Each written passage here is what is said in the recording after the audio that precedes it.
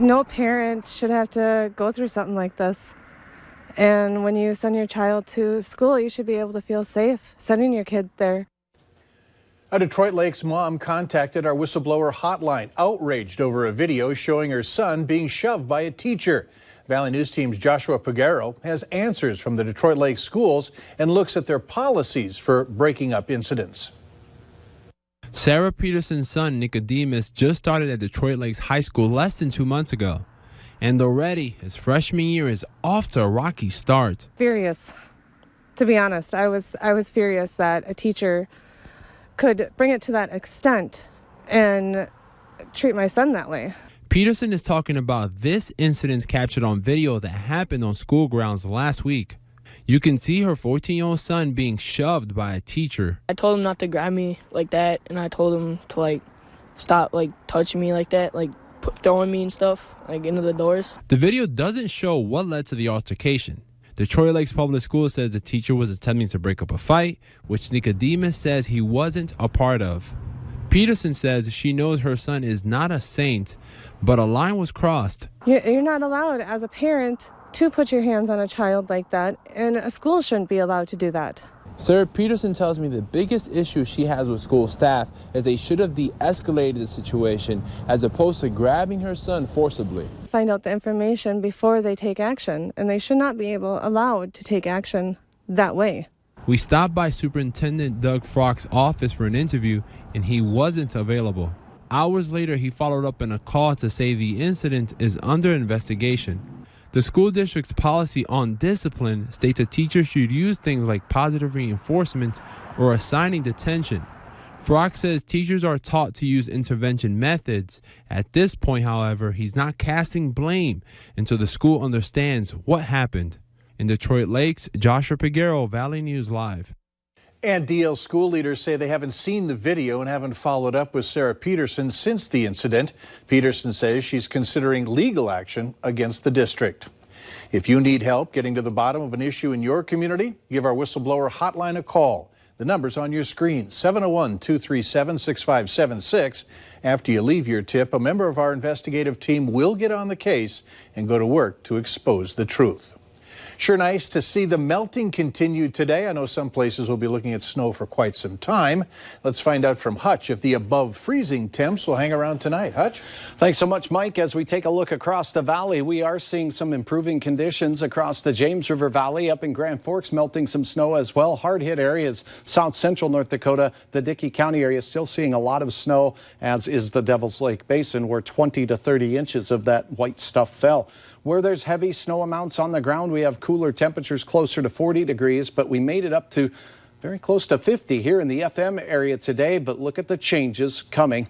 Rain developing, even some snow out near Saskatoon. Here is a look at your forecast for tonight, dropping into the 30s. We'll have increasing clouds. Winds should be light, so your evening plans will not be a problem, neither here or in Grand Forks. But Mike, some spooky weather might be heading our way. Jana having a little fun with the flaky weather around the valley. I'll have details on some rain and snow in your Tuesday outlook here in a moment. Pretty creative. Yes. All right, thanks. And make sure you have the Valley News Live Storm Team weather app so you can keep up with the weather anytime, anywhere. You'll get the latest forecasts and conditions so you can plan your day. Just search VNL Weather in the App Store and download it for free. And take it easy if you're driving along the interstate near Castleton. That is a live shot from there as rescue crews are on the scene of a tanker truck rollover near Castleton. These shots are for about 20 minutes ago. We got the call on it at the Lynchburg exit on I-94. As you can see, a Valley News Live crew is on the scene now. The driver of the semi, we were told, originally was injured. The extent of injuries unknown. No word on the cause. And look for more information on our website, valleynewslive.com.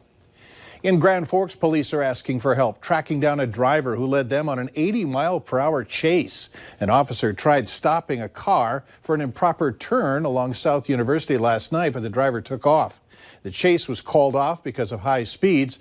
The vehicle was found abandoned a few moments later. Anyone with information about the driver of a tan Chevy Tahoe is asked to contact police. A game of quarters ended with a man's neck being slashed. Authorities saying it happened October 11th at a Wahpeton apartment when the two were playing a drinking-style game. Investigators say that during that game, 31-year-old Brian Van took a knife and cut a man's throat. He is said to have taken off from the apartment only to be found in blood-covered clothes. The victim needed surgery on a large cut at his neck. Authorities in Richland County could have an arson case on their hands following several car fires. They happened at Berger's Body and Glass just west of Wahpeton around 8:30 Saturday night. Fire crews arrived when they did, and they found 3 junked cars on fire. The vehicles are a total loss. No charges have been filed in a potential Fargo kidnapping over the weekend. Police took to social media Saturday afternoon hoping to help find 33-year-old Kristen Hedervig after she told her brother that she was being taken by her 41-year-old ex-boyfriend Matthew Hansen.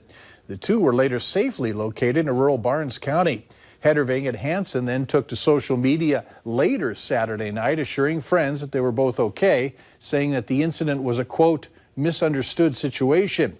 It's now up to the state's attorney's office to decide if charges will be filed.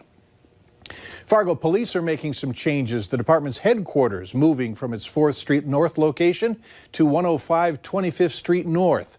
The 4th Street location will close on Wednesday, and the department's new 25th Street location will open the following day. Fargo police say the substation will also be closing its lobby to the public starting tomorrow. Rising river levels caused Moorhead to shut down the 3rd Street underpass. The city says the river level just over 22 feet, and levels are expected to keep climbing throughout the week. City staff also say that they may have to close the road to Gooseberry Park, but no other closures are expected.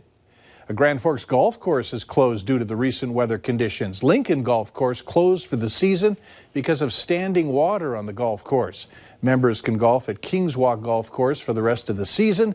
That course is expected to open over the next few days. If you take Interstate 29 regularly, you should expect delays starting tomorrow. A temporary lane closure will be in place so Xcel Energy crews can install some overhead power lines. Drivers will also be asked to slow down. The driver and the project could wrap up by the end of the week. The community is coming together in hopes of finding a solution to student lunch debt in Fargo. Fargo Public Schools lunch debt really started growing when it was decided that all students would get hot lunch regardless of if they pay for it or not. Now the Northern Plains United Labor Council is teaming up with local families to find a solution where debt and collections are no longer part of the equation. If you have interest in going to this meeting, you still have time. That meeting runs until 7:30 tonight. The Great Plains Food Bank is reaching more children in need than ever. So far this year, the food bank has added 22 new feeding sites to combat childhood hunger. One of the organization's programs that saw the largest growth was its Summer Meals program. Great Plains says it supplied nearly 7,000 meals across 13 sites this summer. Last summer, the food bank served a little more than 3,300 meals to kids. If you shop at Target, you can now give back to local charities. One of those charities is First Link, which connects callers with local resources like suicide prevention programs. To help First Link and the other charities, all you have to do is download the Target Circle app. And after that, every time you buy something at Target, you're going to get to vote for your favorite charity, and those votes will turn into financial donations. Lawmakers in Minnesota are laying out a plan to ban robocalls. A proposed House DFL bill would make robocalls illegal. It would also make it a felony to swindle someone in a transaction that begins with a robocall. And the bill would require phone companies to offer free robocall blocking services. We don't need to have our days interrupted by robocalls, and we do not have to have our vulnerable populations in Minnesota being fleeced by these folks who hide behind local numbers when they're calling us from across the seas. DFL leaders say that phone companies have the ability to see where phone calls are coming from and should be able to interrupt the calls that are originating from international areas. Later on Valley News Live at 6, the recent stormy weather cancels the search for a missing plane, but now that search is back on. We'll have the latest on the search coming up. All of this moisture on top of already moist soils causing flooding concerns. Major flooding possible over the next several hours and days up in the Oslo area and from Grand Forks north. Here in the Southern Valley, some moderate flooding potential as well. Our seasons are confused. That trend continues. Your forecast is next.